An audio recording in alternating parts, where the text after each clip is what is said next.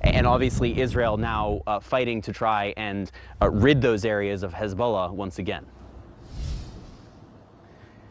So, Issa, you could see and hear some of those cross-border attacks that took place today. We've now learned from the Israeli military that 8 soldiers were wounded as a result of some of those very same types of attacks today.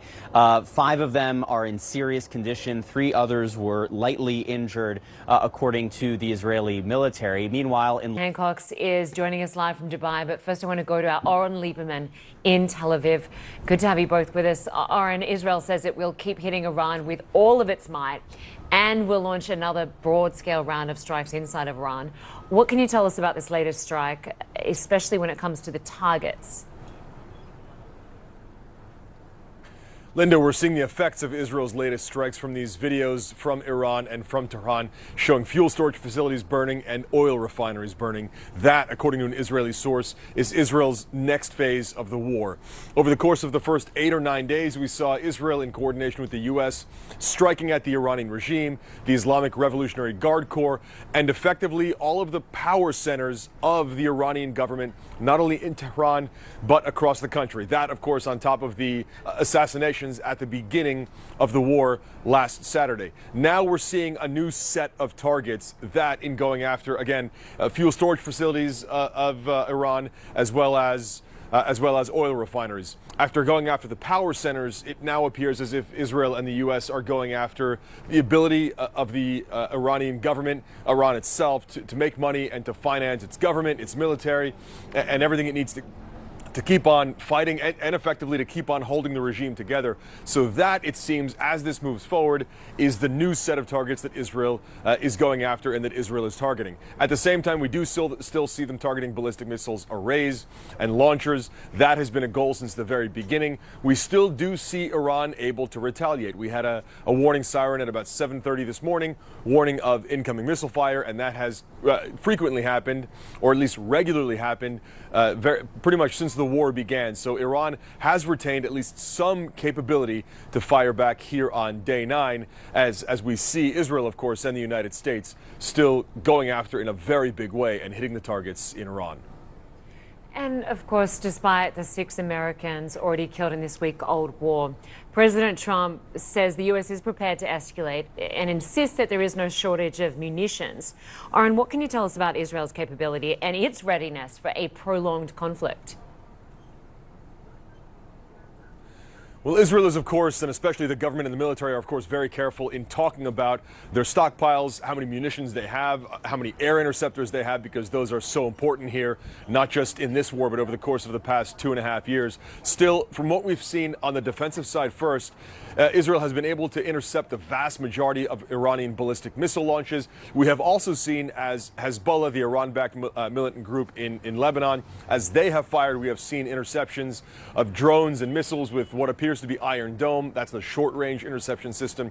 So at least from what we can observe on the ground now, Israel has the defensive capabilities in place to stay in this war, especially as the military says they have degraded the number of incoming missiles from Iran. So that helps to avoid the pressure on the interceptor missile stockpiles. In terms of the offensive side, the ability to keep on striking, we see that on a daily basis, and we've also seen cargo flights coming in, likely restocking Israel's munitions as they show no sign of letting up on those strikes in Iran. All right, Oren Lieberman, staying across all those developments from Tel Aviv. Thanks to you. I want to go to Paula Hancock, who's joining us live from Dubai. Paula, 24 hours ago, we heard from Iran's president saying Tehran would stop targeting Gulf nations, but Iranian missiles and drones have continued striking across the region. What are officials saying there about the escalating threat? Yeah, Linda, if anything, we feel as though we're hearing more emergency alerts and more interceptions since the Iranian president said that on Saturday morning. Now, there was certainly some hope after the Iranian president said that Iran would not be targeting neighboring countries so long as attacks didn't come from those neighboring countries. But then fairly quickly it was clear that the Iranian president was not speaking for the military, didn't appear to be speaking for those individuals who were in charge of the missiles and drones, because they continued to come into the UAE and other Gulf nations. The UAE has by far been the hardest hit with Iran's retaliation. Now, we saw just about an hour ago, we had an emergency alert here. We heard an interception. A couple of hours ago down in Abu Dhabi, they had a similar situation. And on Saturday night here in Dubai, we know that one person was killed as debris from an interception fell onto a car that they were in. We know also Dubai Marina, a building was hit by debris there. Residents being evacuated out of neighbouring buildings. So it certainly doesn't feel as though there is any let-up in this Iranian retaliation. We did see a very rare sighting of the UAE leader having an actual interview, which is really quite unusual. Mohammed bin Zayed saying that even though the UAE is reacting this way, do not mistake it for weakness. The UAE is strong. And he also referred to Iran as the enemy. Now, that's a significant shift in rhetoric from one of the Gulf nations that refused to let the US use its military bases before this war started, or its airspace, one of the Gulf nations that was lobbying the US President Donald Trump not to attack Iran. But we have heard increasing anger from these Gulf nations that they have come under this unprecedented level of attack from Iran, despite the fact that they were trying to distance themselves from what the US and what Israel wanted to do. Wade says it's fending off drone and missile attacks that set fire to a fuel storage facility and a high-rise government building. We are also getting reports of attacks in the UAE, Saudi Arabia and Bahrain. Of course, we are following this story from all over the Middle East, and Paula Hancock is in Dubai for us. But first, let's go to Oren Lieberman in Tel Aviv. Good to see both of you. Thank you for being with us. Oren, you are tracking the latest developments across the region for us. What can you tell us about what's happening right now and how this conflict has been evolving? It has been escalating.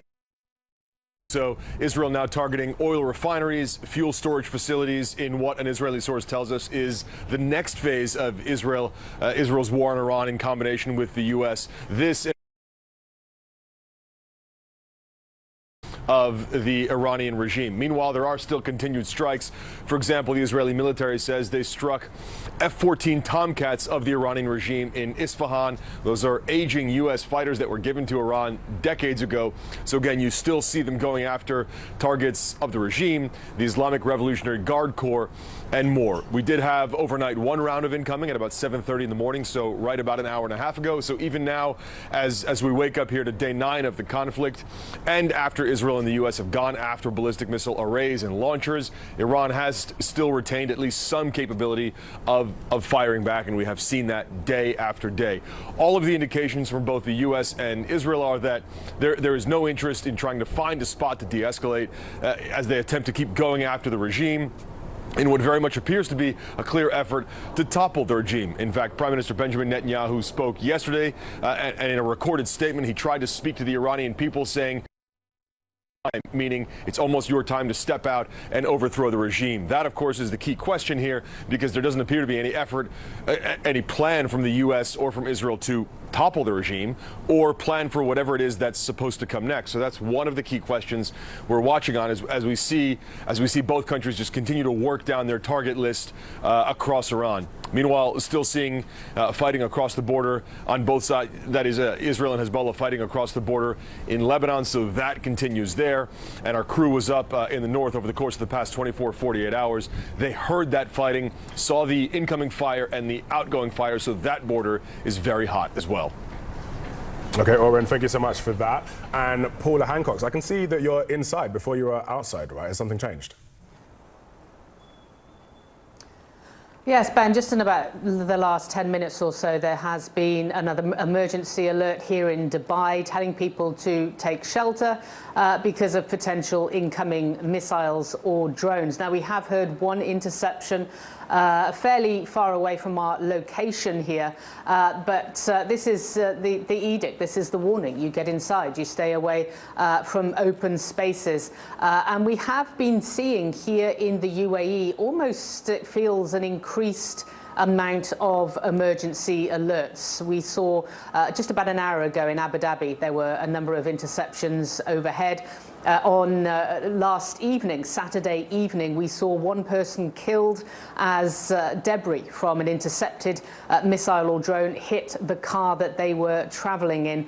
We also saw Dubai Marina. This was one of the buildings there took damage, and many of the surrounding buildings were evacuated as well. So we have been seeing continued significant incoming here in the UAE, by far the largest and most significant impacted of all the Gulf nations. Now, we did hear some conflicting messages from the Iranian President Masoud Pezeshkian on Saturday in the morning. He personally apologized in what we believe was a pre-recorded message, saying that they would not be targeting their neighboring countries unless there was fire coming from those neighboring countries. Now, for some, that was seen as a sign that the Gulf nations and other nations neighboring Iran would not be targeted anymore. That is clearly not the case, suggesting that Pezeshkian does not have control over the military, or at least those who are in control of the drones and the missiles. So we have been hearing some conflicting messages out of Iran, suggesting that the chain of command is not as clear cut as it may appear to be. He said he was speaking for the leadership council, the three-member leadership council, but clearly the IRGC, those in charge of the arsenal, have a different idea. And we have been seeing across the Gulf over the last 24 hours sustained drone and missile attacks. In Kuwait, for example, there was a 22-story building that was hit. We understand that this was the social security headquarters in Kuwait, so it doesn't appear to be linked to the US in any way. Kuwait also saying that they had targeted the fuel storage supply at the international airport. 2 border security personnel, we understand, have been killed over the past 12 hours. In Saudi Arabia, they've had a couple of dozen drones, it appears, in the early hours of Sunday morning. Bahrain, there's a fire at a facility in the seaport there. And in Qatar, we understand that the leader has spoken to the US president about what is happening, and he has warned that the ongoing escalation could have, quote, dangerous repercussions for the world, pushing the US president to go back to diplomacy. That's certainly the message coming from these Gulf nations. And on Saturday, we also saw an extremely rare appearance and an interview by the UAE leader. He really doesn't do interviews, but he did call Iran the UAE's enemy. That's a remarkable change from the rhetoric we have seen in the past, also saying that the response from the UAE should not be perceived as weakness, that the UAE is strong. All of the Gulf nations continue to say they reserve the right to retaliate. There's no public change in what they say that they are doing when it comes to this war, but Iran is consistently or continuing to say that if they see attacks coming from these Gulf nations, these neighboring nations, then they will continue to retaliate. Ben. Okay, Paula, thank you so much for that. Oren, I'm going to come back to you. We understand that you were at an anti-war protest yesterday. Can you tell us what you saw there, and what are you hearing from people on the ground as this conflict enters its 2nd week? Ben, you're right. We attended an anti-war protest in Tel Aviv's Habima Square. It was, and the protesters acknowledged this, a small protest, maybe 50, 60, 70 people. And they were gathering there in defiance of Home Front Command instructions, which say that you can't have more than 50 people in a group. But for them, it was important to come out. Fully aware they are, though, that the supports the U.S. and Israeli strikes on Iran and supports the war. So as they stood there, we had a chance to talk to a few of them, and we asked them, why come out here? Why try to make this point when virtually everyone around you in Israel supports this war? And one of the points made by Ofer Kassif lawmaker was that, look, every protest movement starts small, but for them it was important to be out there first to show the world that there is this voice, and second, to show others with these feelings, and they believe these feelings will grow across the country as this war begins to drag on, that it's important to come out and to get that voice out. And interestingly, Kassif pointed to the beginning of the Gaza war back in October, when the anti-war movement was incredibly small, but we then fairly rapidly saw that grow into hundreds of thousands on the streets of Tel Aviv, calling for an end to the war and calling for a hostage deal to end that war within just a matter of months or even weeks. So that's why they decided to come out. Now, they were met by counter-protesters, including right-wing provocateurs who shouted at them, held up U.S. and Israeli flags. In fact, one of those called the protesters useful idiots. None of that deterred the minority anti-war protesters. No, they're not a vast majority of the country here. Perhaps they never will be, but for them, it was important to get that voice out, to show the country and the world that there is a group here who opposes the U.S. And Israeli war on Iran and opposes the effort to topple the regime. One of the other questions I asked Kassif, or one of the other issues that came up as we were talking, he said, look, the Ayatollah leads a murderous regime, and it's not like he's in favor of them. He's happy to see that regime or the Ayatollah removed, but he said it's not for the U.S. and Israel to intervene in Iran to do that. These are questions up to the Iranian people. So it was interesting to hear his perspective, and we will certainly hear, as we are on day 9, see if that movement grows. They had come out one time earlier in the week. That was an even smaller number, 15, 20, something like that, perhaps not even that many. So we'll see where this movement goes and if it grows from here. But especially when you see the majority of a country support a war, it was a noteworthy perspective to hear on the ground in Tel Aviv. Ben. Thank you, Oren. Paul, I'm going to come back to you if I can. We're hearing about Iran's top security officials saying that US President Donald Trump must, quote, pay the price for waging war with Iran. Can you just tell us a bit more about that? Because those are very scary words, aren't they?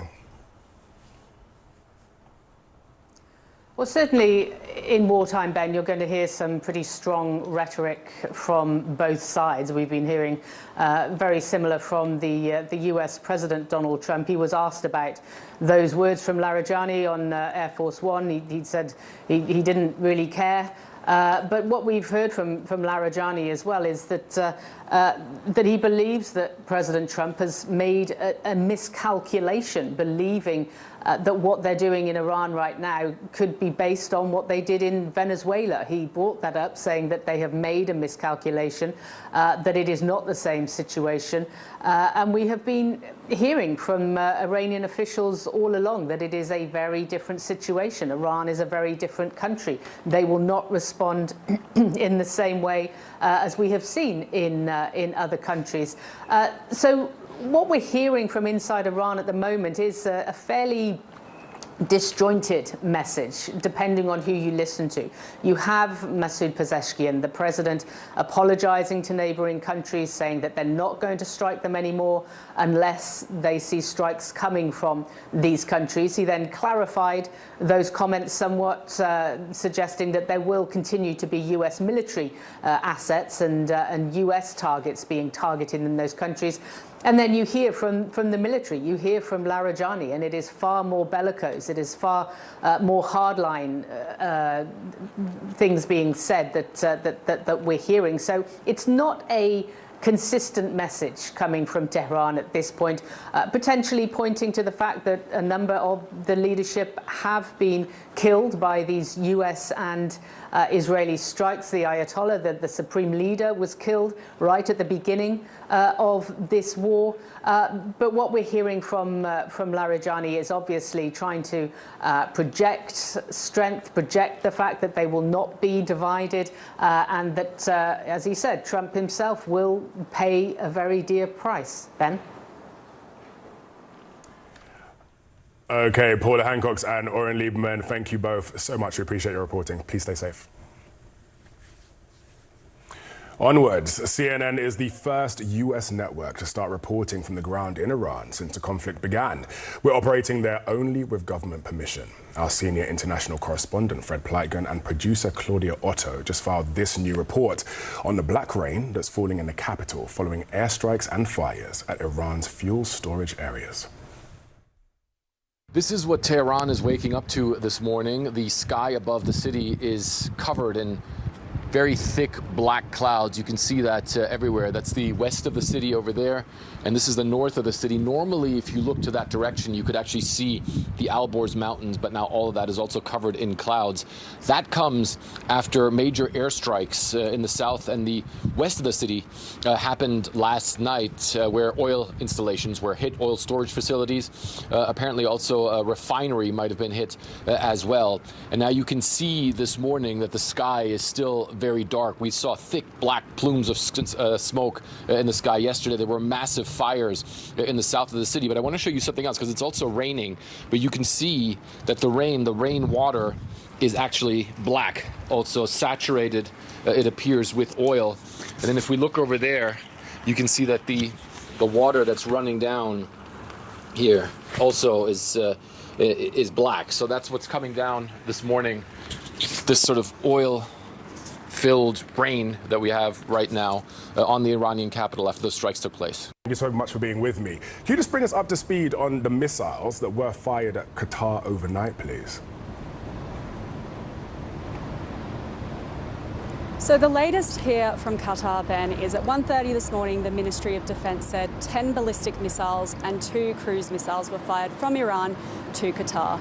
Of the 10 ballistic missiles, 6 were intercepted, 2 landed in Qatar's territorial waters, and 2 actually made landfall here, but they landed in an uninhabited area, so there were no injuries recorded.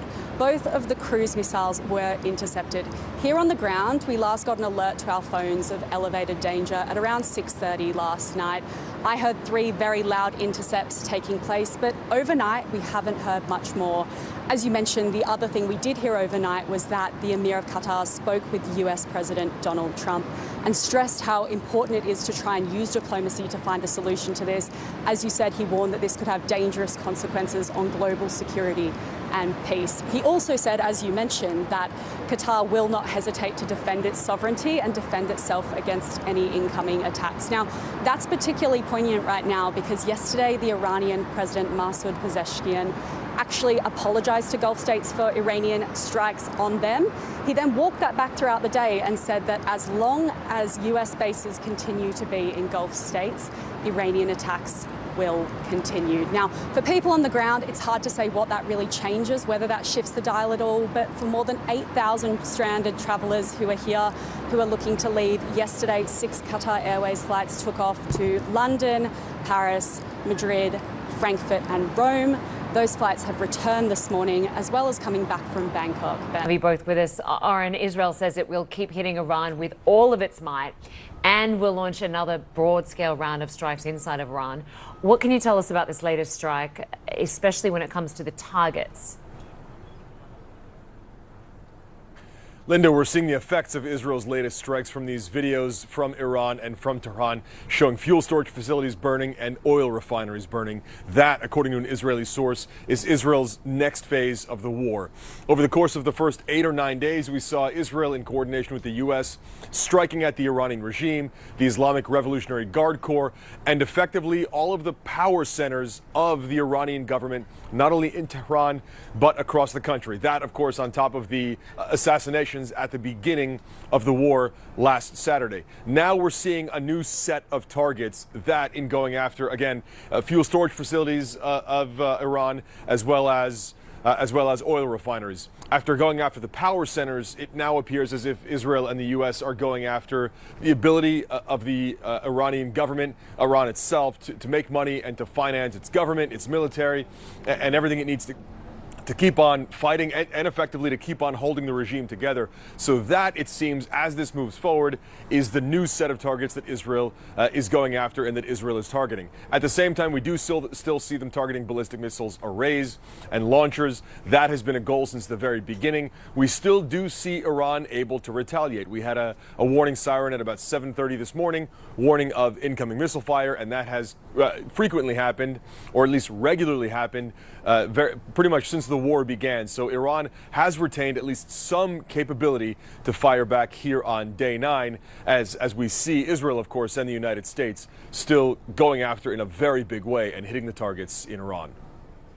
And of course, despite the 6 Americans already killed in this week-old war, President Trump says the US is prepared to escalate and insists that there is no shortage of munitions. Aaron, what can you tell us about Israel's capability and its readiness for a prolonged conflict?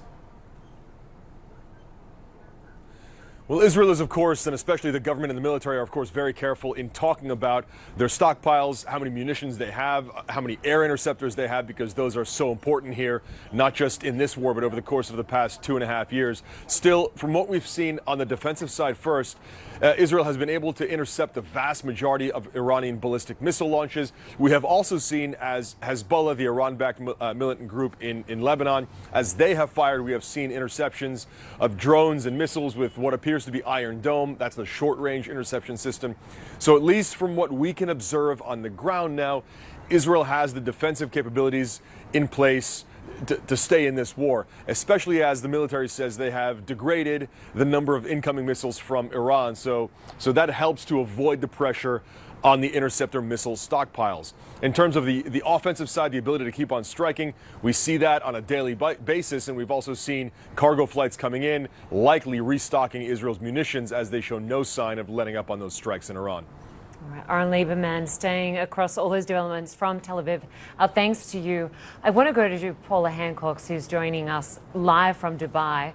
Paula, 24 hours ago, we heard from Iran's president saying Tehran would stop targeting Gulf nations, but Iranian missiles and drones have continued striking across the region. What are officials saying there about the escalating threat?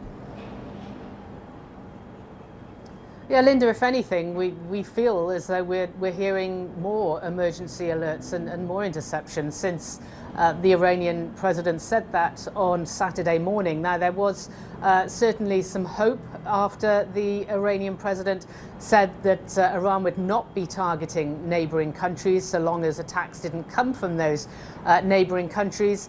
But then fairly quickly it was clear that the Iranian president was not speaking for the military, didn't appear to be speaking for those individuals who were in charge of the missiles and drones, because they continued to come into the UAE and other Gulf nations. The UAE has by far been the hardest hit with Iran's retaliation.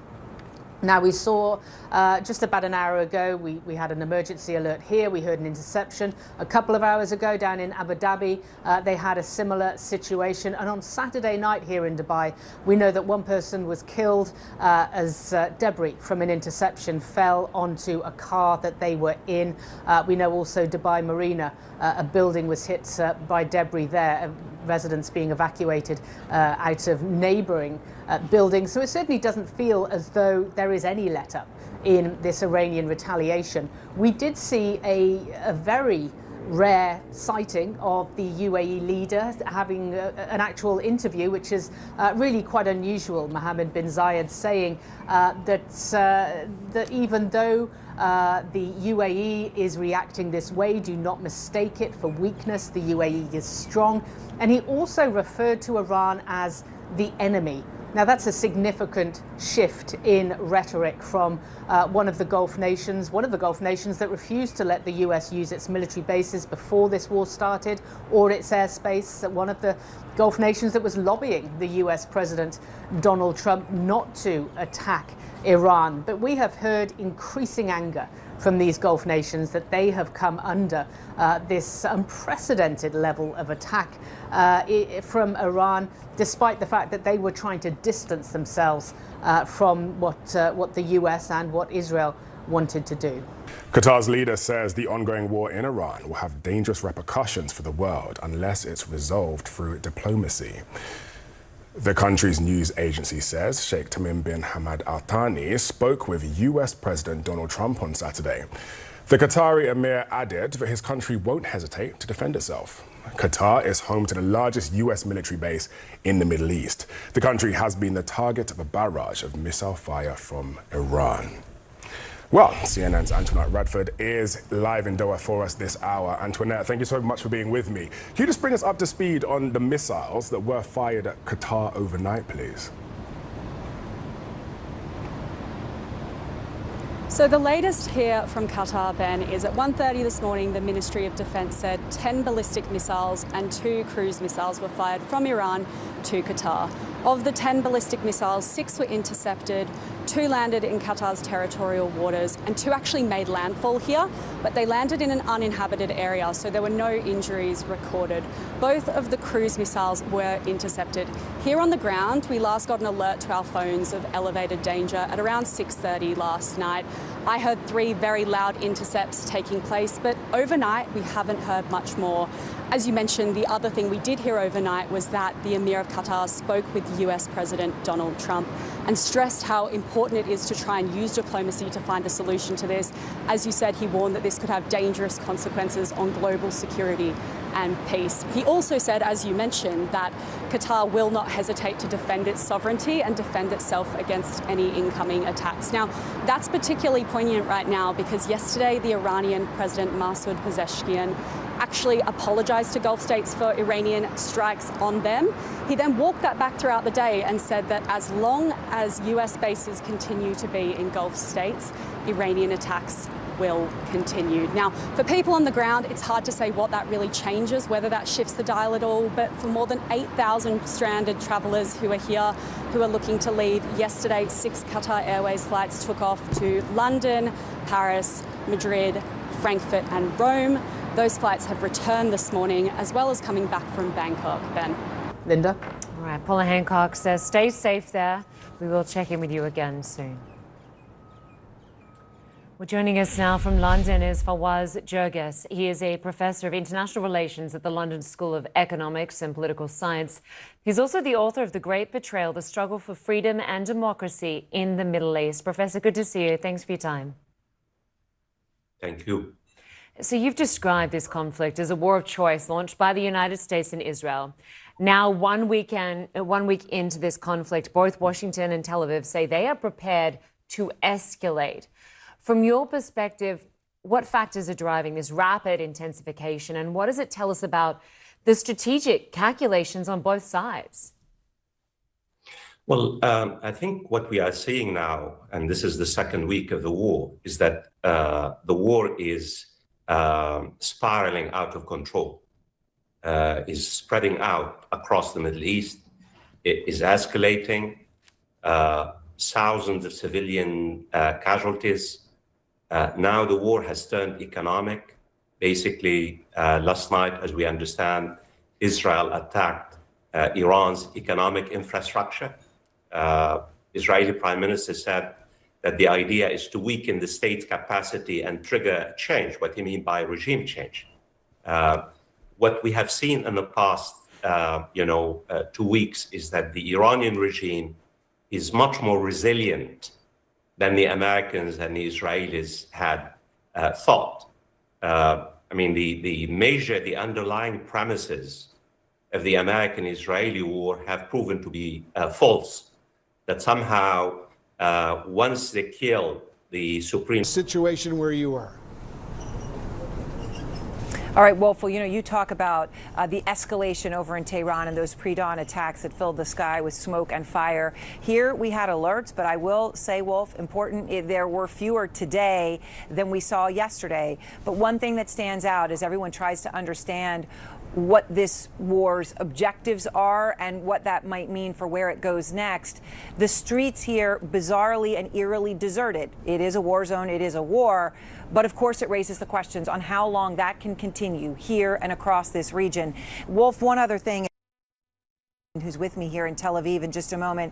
You mentioned that news out of Tehran, the state-affiliated news agency Fars, reporting that one of the clerics of the 88 who's going to be responsible for selecting the next supreme leader said to state television, I want to give the full quote here because it's perhaps very important. He said, Ayatollah Mosafari, we have firm hope that with divine success, this work will take place within the next 24 hours. The last time, of course, there was a shift in the supreme leader all the way back about 40 years ago. It happened within 24 hours. And here we are almost, we are now a week past, more than a week past the Ayatollah being eliminated. and still no supreme leader. Obviously, pressure now coming from within. So we're watching that because that could be very significant. All right, as promised, Jeremy Diamond is here with me in Tel Aviv. And Jeremy, you know, that news matters. The leader of the UAE speaking out for the first time, referring to Iran as an enemy, obviously also significant. All of these things. Yeah, and the question is whether any of these regional dynamics that we're starting to see play out will either cause the situation to escalate further or whether we could see a potential off-ramp start to develop here. And especially inside of Iran, we've seen some conflicting signals about who exactly is in charge, whether or not there are some fissures that are starting to show between Iran's political leadership and the Iranian Revolutionary Guard Corps. So these are all key questions, but it certainly doesn't change the game plan for the United States and Israel at this moment, as both countries are continuing to carry out extensive strikes across Iran. In Iran, over the course of the last 48 hours, the Israeli military has struck more than 300 targets overnight. They carried out one wave of strikes that was especially broad, with 80-plus fighter jets going in at the same time to strike everything from ballistic missile launchers to Revolutionary Guard Corps targets and much, much more. And meanwhile, we're still watching this activity in Lebanon as the Israeli military carried out this overnight raid where they killed at least 41 people, according to the Lebanese Health Ministry. This was an operation where they were trying to rescue the remains of a deceased airman who went over the skies of Lebanon in 1986, actually. His body has been missing for more than 40 years. The Israeli military carrying out this operation, and it seems to have been very deadly, and it did not result in them actually retrieving that body. There was crossfire, apparently, between the Israeli military and Hezbollah forces there as well. Tragedy there, and I know they say up to 300, according to Lebanese sources, right? People are dead there, in addition to now, what, 1,200 in Iran.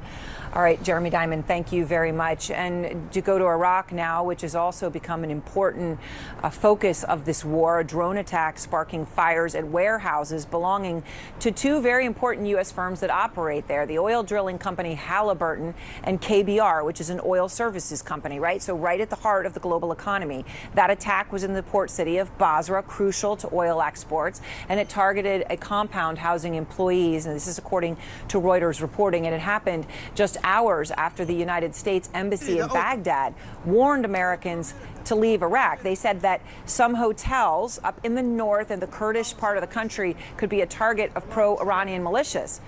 Well, they had a heads up, but not much, because within a couple hours of that warning, a drone exploded near a hotel in Erbil in Iraqi Kurdistan. It's, in fact, the capital of that region. And contractors, Americans, members of the military have all been using hotels in that area. A pro-Iranian Islamist militant group in Iraq claimed responsibility for that specific attack. And our Clarissa Ward is in Erbil. She's obviously been to that site. She's our chief international correspondent. And Clarissa, what are you hearing now about this warning, that explosion, and what the risk still is for Americans and hotels? Really, hotels the only place for so many Americans where you are to go. So it's interesting, Erin, just in the last 2 hours, there have been at least 2 U.S. airstrikes on the bases of these Iran-backed militias in the Iraqi city of Mosul, a number of casualties as a result of those strikes. And these are the groups, these militias, that have just been hammering U.S. targets throughout the region, but they have also been hitting targets here in Iraqi Kurdistan. Now, you mentioned those hotels.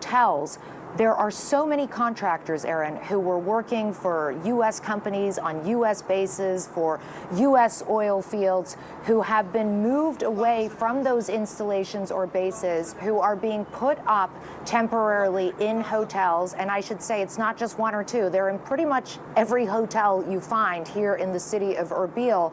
And yesterday, effectively, this alliance of pro or Iran-backed Iraqi militias declaring that these hotels are now a target and will continue to be a target as long as they are hosting American citizens. Now, we know that the U.S. Embassy in Baghdad has urged Americans to depart Iraq. They have issued some guidance as to some of the routes that people could try to take, because obviously the airspace here is completely closed, Erin.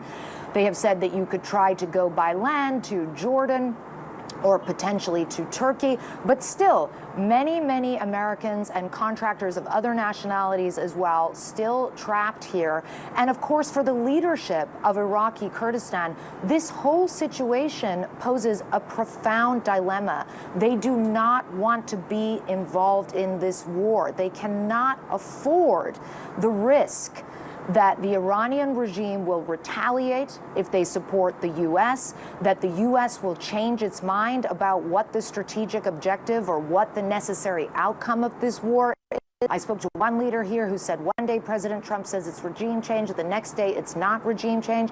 And so as a result, they're trying to walk this very fine line of appeasing their interests, obviously have a very warm and good relationship with the U.S., but also not wanting to incur the wrath of Iran, and particularly, Aaron, with regards to these Iranian Kurdish opposition forces who are based here in Iraqi Kurdistan, who have made it known that they would like to launch some kind of a ground operation inside Western Iran, and as a result of which we have seen continued drone and missile strikes on those camps, again, just ratcheting up real concerns that this could pose a real challenge, not just for Iraqi Kurdistan, but for the whole of Iraq as a cohesive state, Aaron. After getting hit by a new round of Israeli strikes today, Iran fired right back at Israel with drones and missiles. CNN is the first U.S. network allowed into Iran since the start of the war. Our senior international correspondent, Fred Pleitgen, and his team,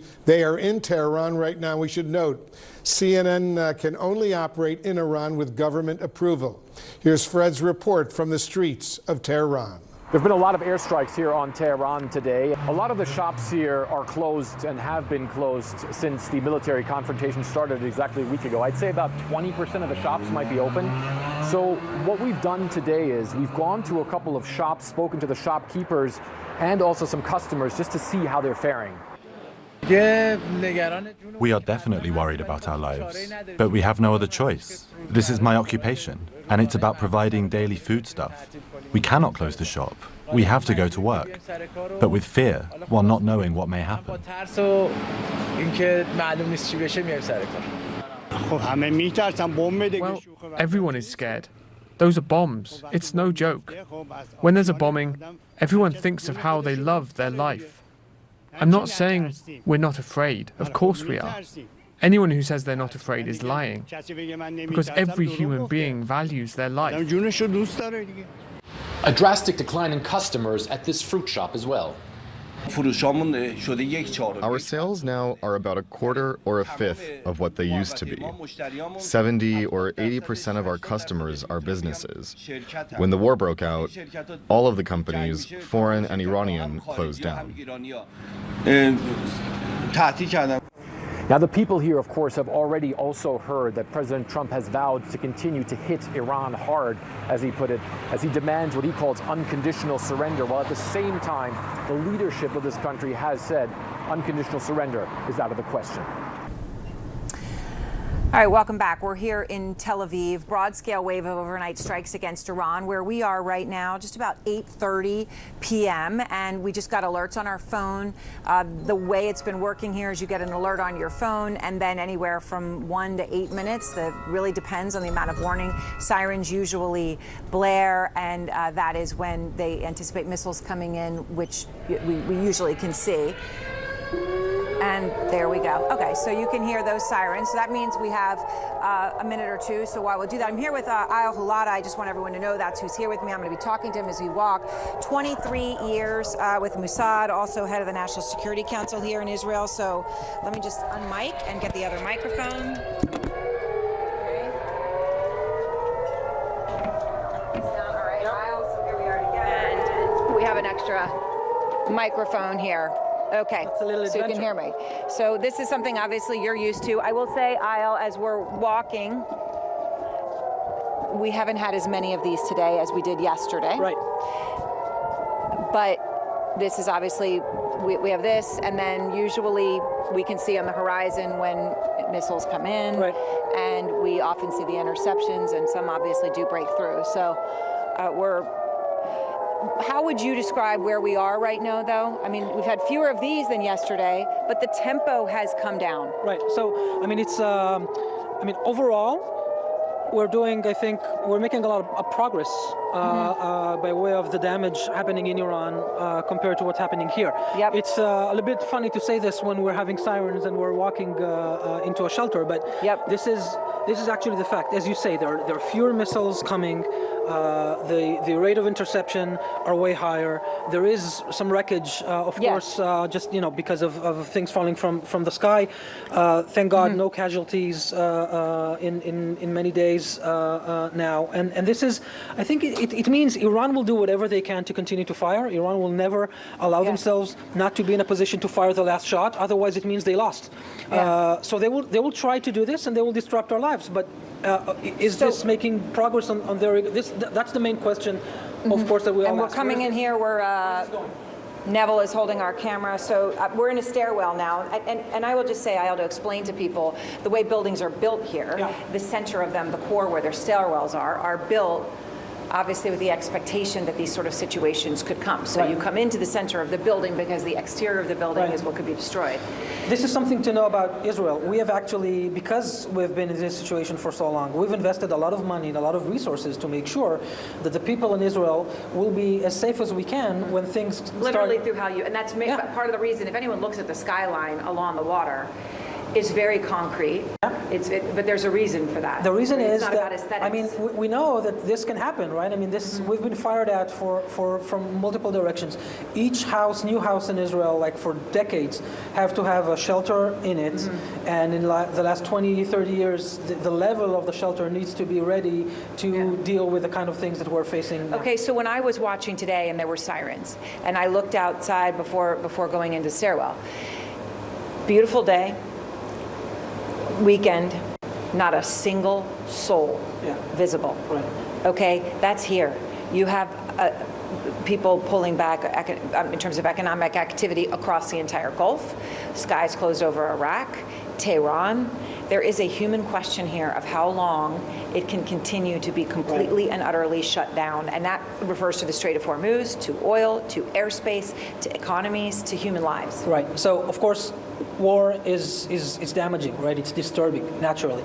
And this has been disturbing a lot of people in many countries, right? You mentioned the Gulf. They're getting more barrages than we are here. The UAE are getting hit with bigger numbers and drones and missiles and all the rest. Of course, the question is how long can this last? Well, first, this decision will be made in Washington, right? I mean, I think President Trump is fully cognizant in this. And I think that as the accumulation of damage in Iran is going up, and it is, the success of the operation in Iran is significant and it's growing every day. I would assume that it's a matter of I think, days, not weeks, where the balance will shift in the sense that we understand that there is diminishing return of every day, that this continues. Iran is weak, and the incentive to bring this to an end, I think, will increase as it comes. You spent 20 You were head of the National Security Council here. I'm just looking at one important development out of Iran to try to get some context on, and that is one of the clerics that would be the guardians to choose a new supreme leader is cited in state media in Iran, Far's agency, saying we need to get this done, essentially, and putting a 24-hour time frame on it. Right. It's taken them a week. What do you read into that? So I think the situation of the regime in Iran and the decision-making is fractured significantly. They've said since Supreme Leader was killed that they will appoint a new Supreme Leader very fast, as you say. And it has been a week now. They didn't do it. They didn't do it. And then there were rumors that they will appoint Supreme Leader Khamenei's son, Mujtaba Khamenei, as his successor, which actually makes very little sense when we're talking about this kind of regime. This is nepotism. This shouldn't happen like this. But in any case, this is where they're at. I think there is a strong conflict between the clerics and the hardliner in the military as to what will be the best way to try and keep Iran strong in the region. Otherwise, it is going down even more and more, which I think it is. I mean, I know it's hard to view this when, again, we are in a shelter. There have been American casualties. Oil prices are going high.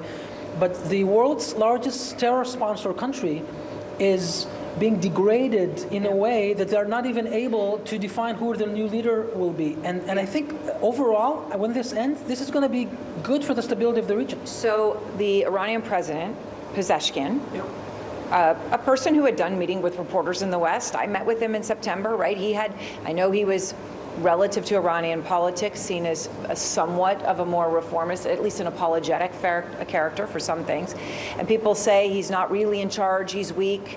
So he comes out today, he says, I'm sorry to the Gulf. As long as you don't attack from our, let Americans attack off your bases, we won't attack you. And then there's been attacks since then. So some people say, well, that's because he doesn't have any power. But he also referenced specifically that their command and control is not functioning and that there are some military units who are not hearing what they're being told. Yeah. Okay, what is the state of the Iranian military's operation right now? When they're firing missiles here right now, is that being done from the top, or is that being done because 3 weeks ago they were told they should keep doing that? Do you know? So I think IRGC still have some level of command and control. And I think it's more that Pezeshkian doesn't really have any authority over IRGC than anything else. I mean, because as you say, he promised that there will be no firing at all. And there have been 10 rounds of barrages on the UAE alone today. Since he said that, right? To a point where Mohammed bin Zayed comes out and says that the UAE are strong and they're not going to take it anymore, and they have to put their act together, calling his people to be resilient. The president of the United Arab Emirates, a very brave man, right? The leader of the Abraham Accords, together with President Trump and Prime Minister Netanyahu. This is really serious. I think Pezeshkian doesn't speak for the true decision makers of Iran. He might try to do this. I remember your interview with him in September. I think he was trying to make the West believe that he's actually in control and that there is someone that is normal that can be dealt with. But he's not calling any of the important shots. So the IRGC is calling the shots? IRGC are calling the shots. They have their ranks. Ali Larijani, which was given authorities, Ali Larijani was the National Security Advisor, the top advisor to Supreme Leader Khamenei. I think in that realm, this is what they're trying to do. And I think what's more important for them at the moment is to make sure that they're not seen as weak, that they hold their position. But they are weak. They're weaker than people think, except that, when the audience sees us now at the shelter, they might get the idea that maybe it's in reverse. But actually, they're firing less and less every day. All right, Al Halada, as I said, former security advisor here in Israel and also 23 years in Mossad. Wolf, let's send it back to you in Washington from Tel Aviv. All right, Aaron, excellent work, and thank Ayal for me as well. I'm looking, and all of our viewers are seeing, Aaron, right now, these live pictures from this major street in Tel Aviv. It's a Saturday night. Normally, as you know, and I've been to Tel Aviv many times, Saturday night in Tel Aviv, the streets would be packed, people would be walking, they would be going about, and it's empty right there. So when the sirens go off, everybody sort of heads into a stairwell or a shelter where you are right now, as we saw you do with Ayal. They do. Wolf, I think there's two interesting things to say there. One, yes, even if you're downstairs in a lobby of a hotel, people will come in off the street. And so the basement, that's full with toilet paper supplies and things for the kitchens will be just jammed with people. Some of them coming off the streets, people, various states of dress, okay? They all come in. So people observe it. But there's a second point I'd make, Wolf, and that is that the streets aren't crowded to begin with. Most things are closed. It is in sort of this war pause right now where kids are not at school and businesses are not open. And that's also keeping the streets empty as well. So it's a double whammy, I'd say, Wolf.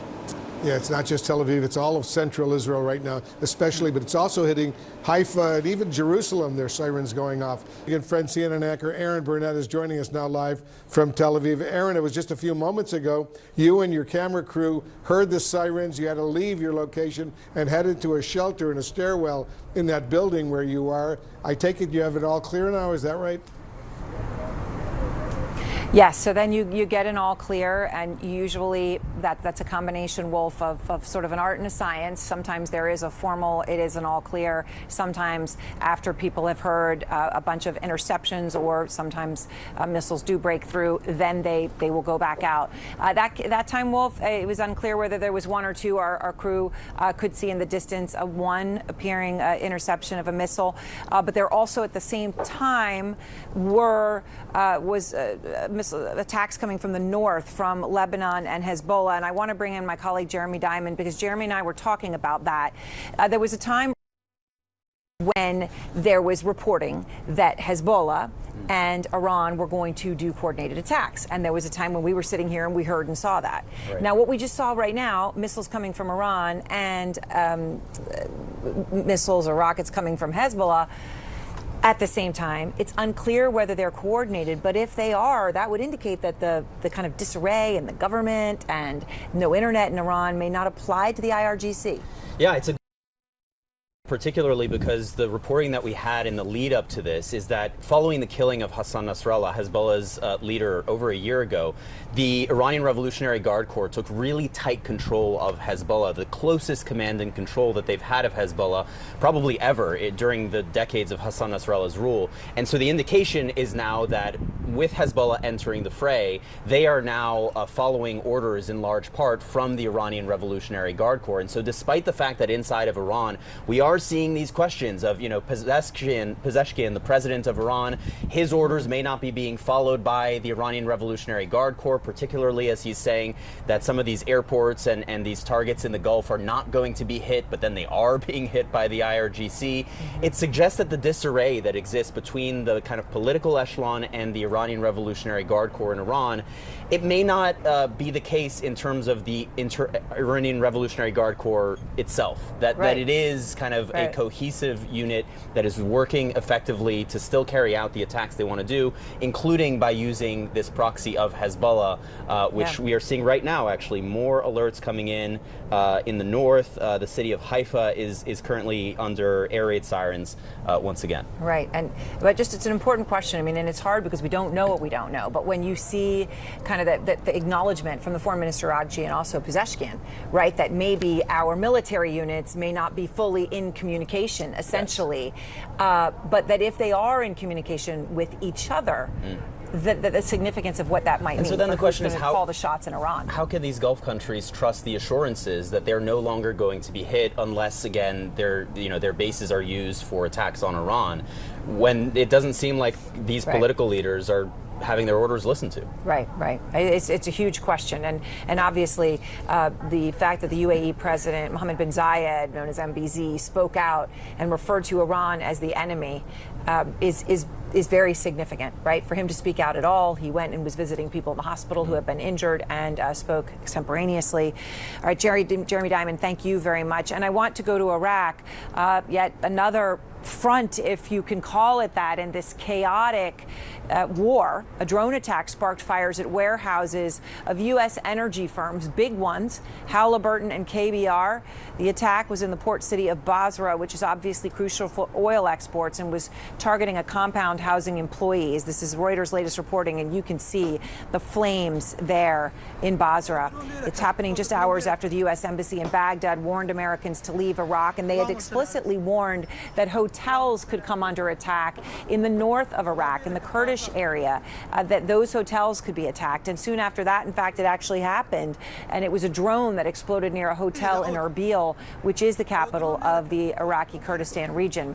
Our Clarissa Ward has been there through the week in this war, and it was a pro-Iranian Islamist militant group in Iraq that claimed responsibility for that, just showing the complexity of the Pandora's box that may indeed already have been opened here. Clarissa, what are you learning about that warning, the explosion near the hotel, and of course now you're seeing U.S. oil and energy firms under attack in Basra?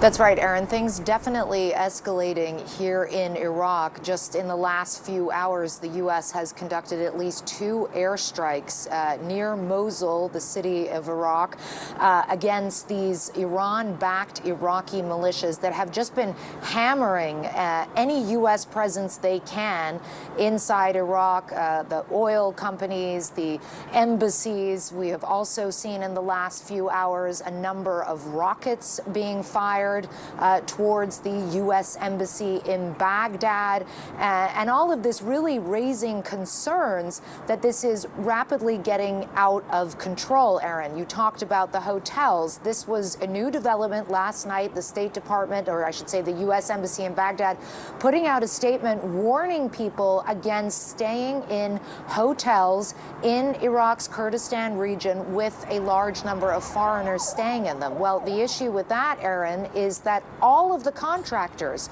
who work at these various oil companies and gas fields and U.S. consulates and U.S. bases have largely been moved off of those places and into hotels throughout this region, just literally a few hours after they had put out that warning that people should avoid these hotels. We saw 4 drones coming into the center of Erbil.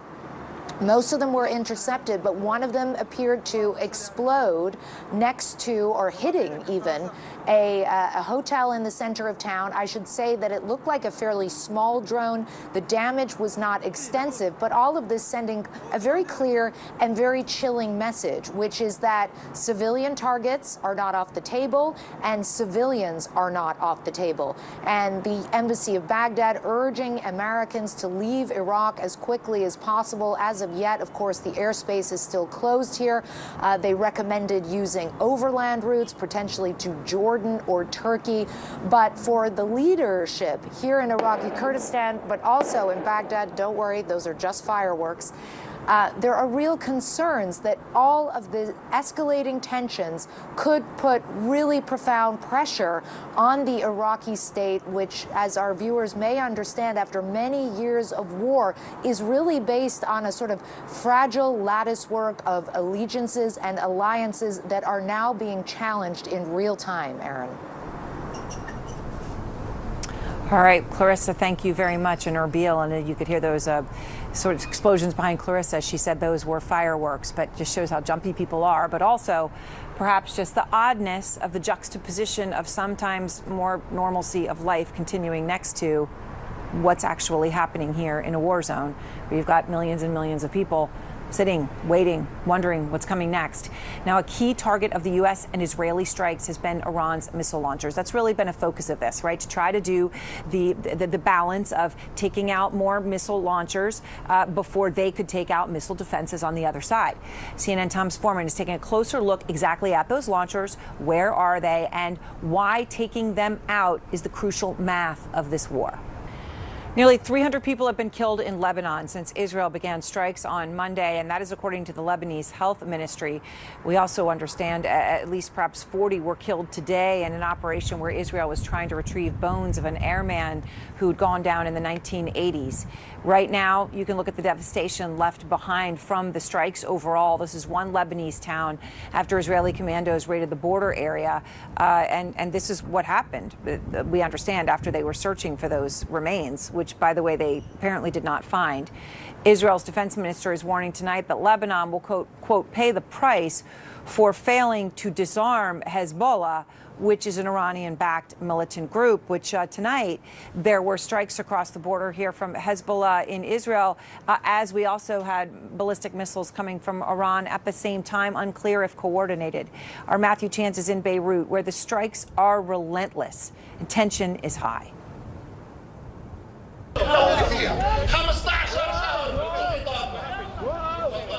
In a city on edge, tensions quickly boiling. At this anti-Israel rally in Beirut, anger over airstrikes on Lebanon and Iran was soon directed at us. Well, we've just been told to get out because we're not welcome here, so we're going to go.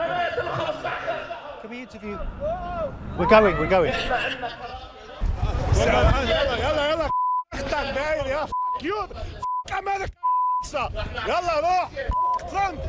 I'm trying to tell them, no, we need to deliver our message. Yeah. So don't worry. What message do you want to deliver here tonight? That Israel is all evil. We've been suffering from Israel since before 1948. We support all forms of resistance. For a week now, Lebanon has been pounded.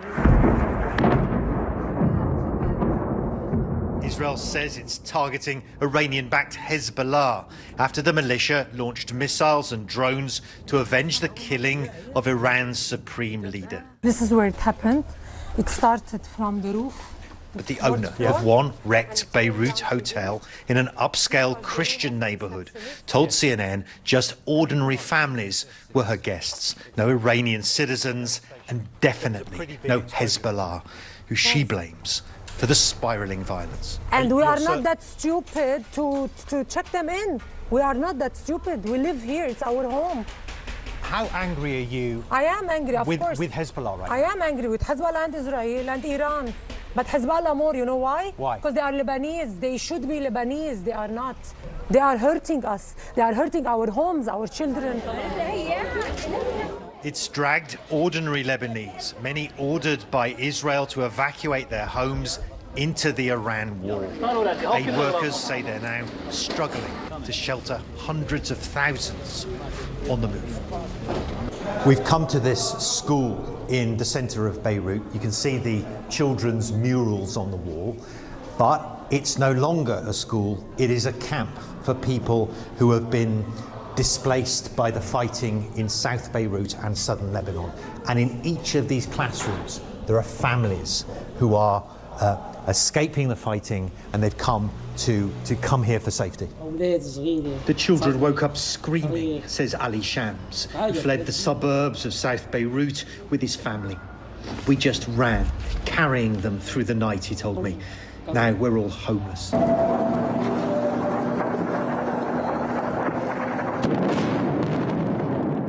It's easy to see why they left.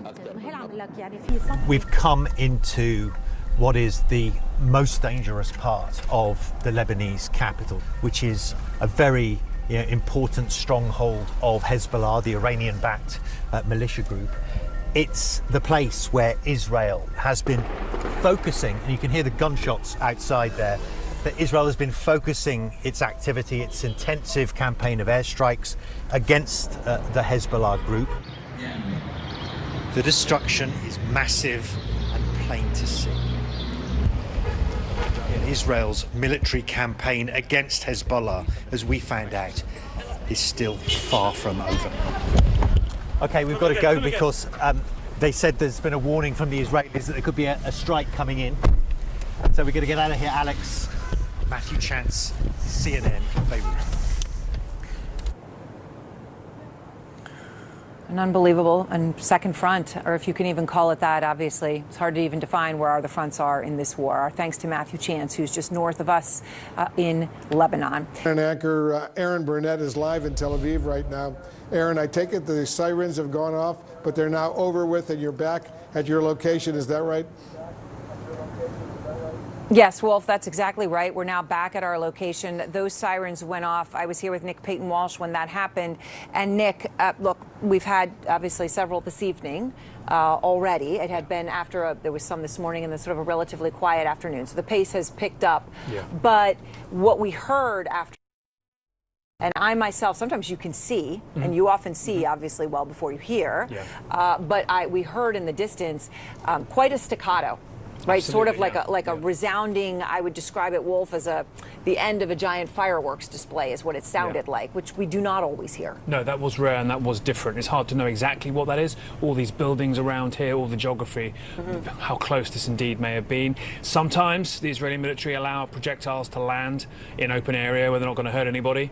This may be one of those cases. We didn't see any glow at all, and it's hard though to, over the last few nights, we've seen a persistent theme here, commented by many people here. A singular dot appears, and then from that, multiple different smaller projectiles, it seems, emerge. Yes. Now, which really do look like a firework. Again, yeah, for anyone watching, and will at some point, we'll have the video, but it's almost like a dandelion on the edge. There's a center, and then it kind of bursts out. It's a pattern, so it's not clear. I think you would normally expect if every one of those dots was a separate munition, you'd see quite a lot of damage probably below. So are these some kind of decoy device for air defences? Is there something else at play here? Really unclear, but we've seen that again and again over the skies. All right, and I'm just looking here to see as we're getting more information, and I know our teams are watching as well, but I understand right now that Ali Larijani is speaking, who has been was national security, obviously leader in Iran, and even prior to this, I understand from sources, had sort of been the external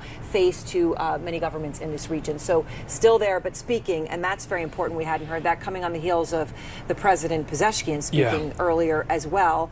And I'm watching. I don't yet know what Larijani is saying, but his speaking at this time on this day after Pezeshkian could be quite significant. Yeah, you know, after being a little bit MIA, you know, Yes. at this particular time, and lots of questions when you don't see somebody for a few days, what does that actually mean? Pezeshkian today sort of trying to sound like he was de-escalating and apologising, but at the same time, as drones were landing in Dubai, the very countries he was apologising to as well. So clearly a sign from him that whoever's in charge, the signals are not necessarily getting through. Someone like Larijani, though, potentially able to bridge the gap between hardliner and moderate, or be a more recognisable face. You know, he's been around being the public face of the Iranian regime for 15, 20 years or so. So very possible indeed that we see him convey some kind of message of at least unity to some degree. And we're still, remember, waiting to find out who the new supreme leader is. Suggestions it could be in the next 24 hours. But the gap and the void there, it's beginning to make me wonder precisely who's calling the shots and who indeed, if anybody wants to negotiate, there is to reach out to. That's right, and a crucial point that you make. And, you know, Wolf had mentioned that there was a cleric who had spoken out via Fars, which is one of the state-affiliated news agencies in Iran, saying we need to get this done, and we hope to do so in the next 24 hours. Something that obviously was done with the backing of many, right, to put that out on Iranian state media.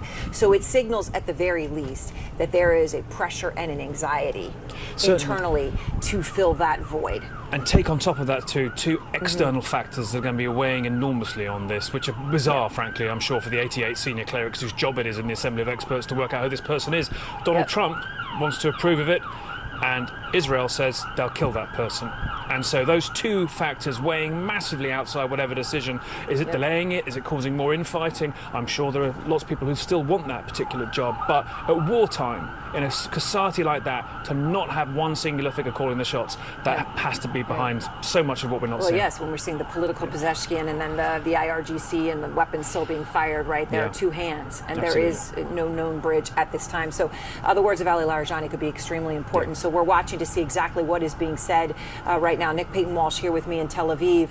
And, you know, we talked about how the Iranian president had apologized, particularly to Gulf countries, for attacks on them, essentially saying we won't do it anymore as long as you don't allow attacks on us from U.S. bases.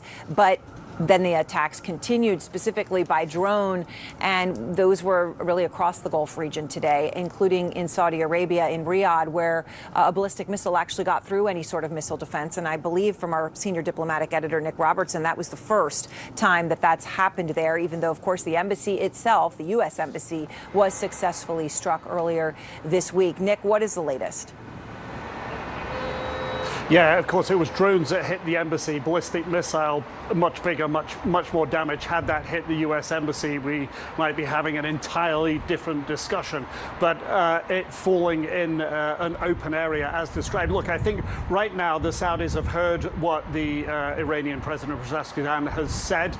They haven't responded to it publicly, but it seems very clear, standing here in the Gulf right now, that Iran is speaking with its guns while its politicians are moving their lips. That's what's happening here, and I think that's reflected in the statement, a diplomatic statement from Bahraini officials that I was given a little earlier, and that is that they have heard what President Pezeshkian has said, that they, that they hear his apology and they like the apology.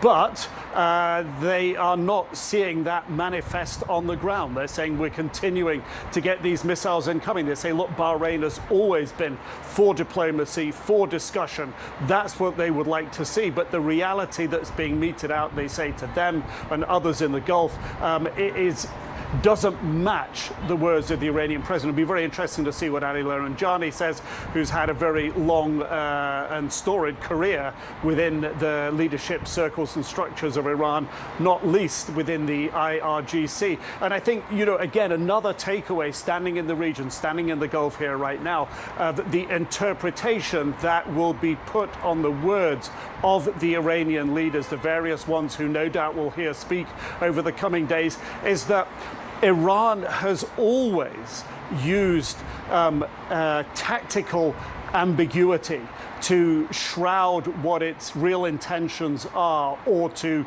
say one thing, perhaps do another, come back to that track, play for time, if they're playing for time to select a new leader, or are they even going to select a supreme leader, or is the IRGC really going to move ahead and take the real leadership path itself, which has been a fear of many people in this region, or is it going to completely break down, which is another concern for those in the Gulf?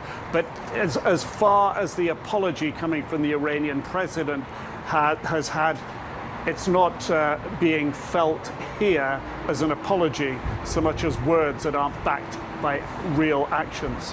Let's bring in CNN Chief International Security Correspondent Nick Payton-Walsh, who is live there in Tel Aviv. Nick, you've been on the ground there. What is the latest you're hearing now, 11:02 there in Tel Aviv?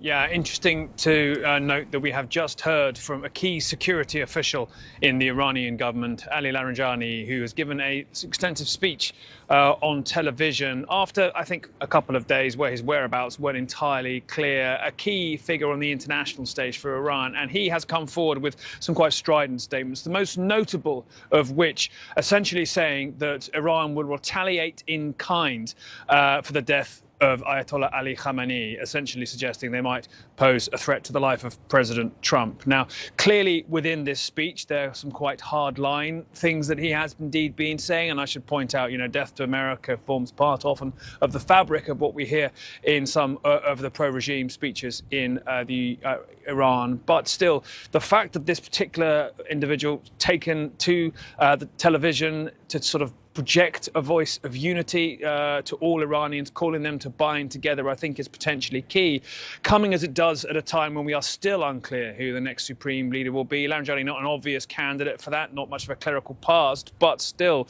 trying, I think, to put himself into a bit more of a leadership position there, potentially. At the same time, some senior clerics have been suggesting we might see some indication of who's in charge in Iran at the highest level in the next day or so. And as you pointed out, significant strikes now hitting Tehran in the last hour. That coincided with an announcement here from the Israeli military of another wave that they were sending into Iran, but those strikes increasingly persistent. Desalination plants hit, one of the civilian airports that's said to have military use in Tehran hit as well overnight. A sense, I think, perhaps that the target list is perhaps growing now away from the military high-end value stuff that perhaps the US and Israel were going for at the beginning. But today, just as we were hearing Iran's president, who is not Ali Larijani, Masoud Pezeshkian, giving a message of essentially apologizing to their Gulf neighbors for the attacks, we heard more blasts in Dubai, a key hotel,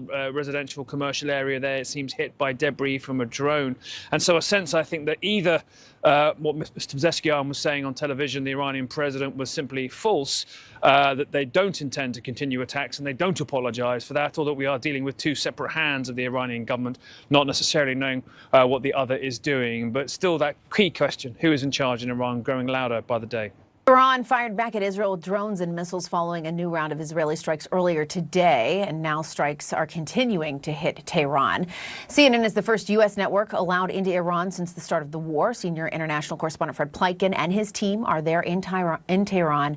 And we should note, CNN can only operate in Iran with government approval. Here's Fred's report from Tehran. There have been some massive airstrikes here on Tehran tonight. We know that in the south of the city, apparently one of the main refineries was hit. But here from our vantage point, we can also see, I would say that is in the western part of the city. There's also a massive fire burning there with a huge gray plume of smoke, and also still fire that is illuminating the night sky. So there was clearly a major hit over there. I have to say, from our position here, a couple of minutes ago, we did hear some massive thuds, what seemed to be a wave of airstrikes in that location, but in some other locations in Tehran as well. So what we're seeing here tonight seems to be one of those sustained airwaves of planes flying overhead. We heard some jets as well, and then some massive attacks happening in various parts of the cities. And you can see one of the results right over there with that massive plume of smoke here in the night sky. Things you've been talking about, one of the things you've been watching most closely. What did you hear on what the president said, and what are you learning where you are? Well, I can tell you that the president appearing to reverse course here will be inducing a sigh of relief across Iraqi Kurdistan. There has been a huge amount of consternation here about the idea of U.S. and Israel supporting some kind of a ground offensive into western Iran, with Iranian Kurdish opposition forces here taking part. We have been speaking to senior officials here all week, John, who have just been saying this is dangerous, this is very frightening. And the reason they've been saying that is because Iran has made it very clear that any attempt to engage in some kind of a ground offensive will be met with a huge retaliation. And we have seen night after night here as missiles and drones have rained down across Kurdistan, but many of them targeting some of those Iranian opposition groups. Now, we haven't yet heard any response from those groups, but I think it's fair to say they are likely to be somewhat confused and somewhat mystified by this, because up until today, some of them that they were preparing for a potential ground offensive, and they were also under the impression that they were beginning to negotiate with the White House to see what kind of support they would be given in order to undergo that kind of an offensive. But I think for the most part, what you will see here, John, is a huge amount of relief, because this threatened to really accelerate this conflict in a way that few here wanted to see. And there were very real concerns as to what the strategic objective of sending in Iranian Kurdish opposition fighters to fight the regime would even be, to mire them down in fighting or foment civil unrest or even start a civil war. Real concerns from many analysts that that could even risk backfiring and rallying Iranians around the regime.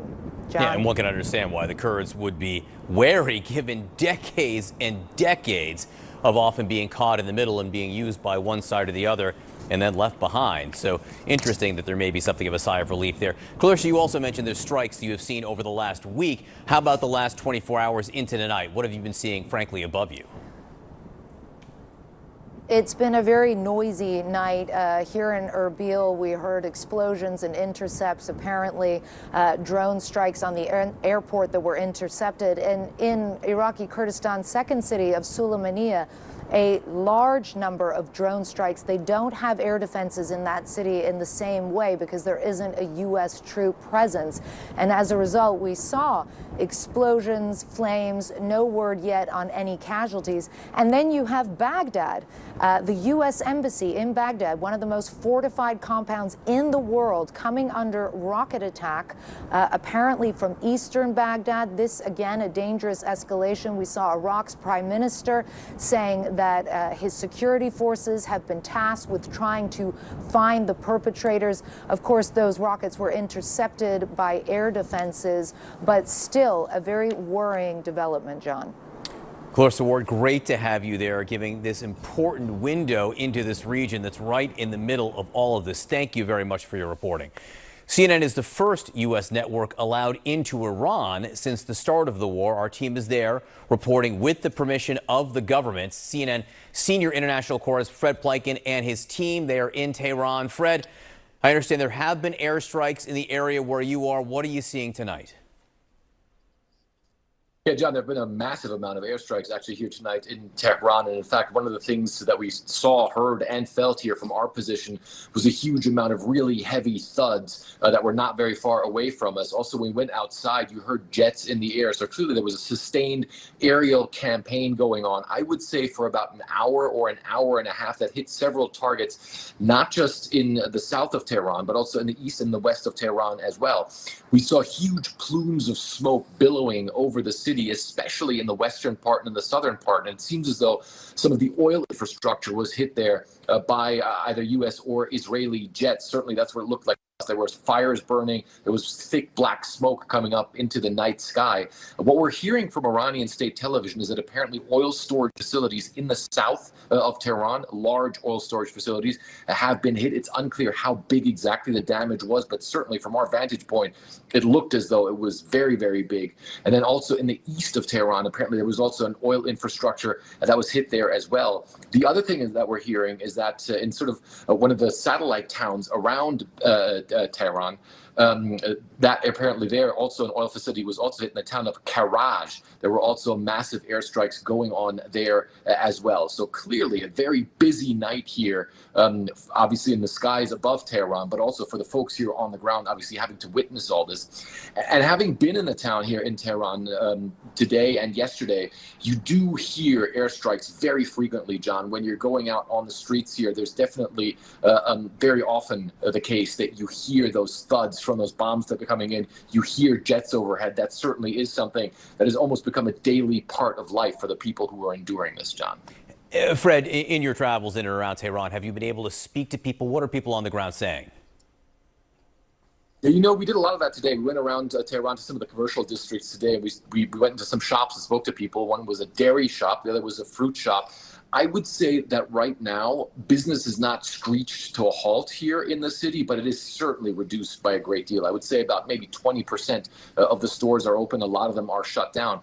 And the folks that we spoke to said right now for them, it's extremely difficult. The one dairy shop that we were at, there was an airstrike very close to that a couple of days ago, and they said it was absolutely terrifying. There were a lot of people who were wounded as part of that airstrike, but they also say that right now their sales are obviously down by a great deal because so many people have left the city. This on top of the fact that, of course, Iran's economy was in big trouble even before all of this started. So the prices have been rising. People in general were buying less, and now you have even less customers coming.